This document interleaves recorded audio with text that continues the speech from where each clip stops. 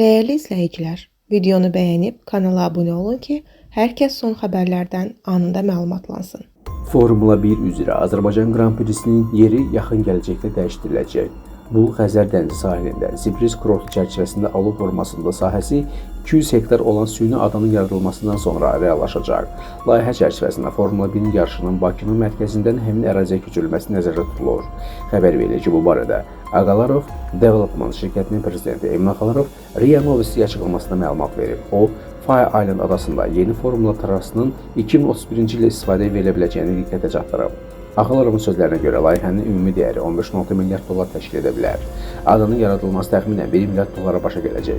Onun üzərində daşınmaz əmlak tikintisi isə sıxlıq və kvadrat metrlərin sayından asılı olaraq əlavə 10-15 milyard dollar tələb edəcək.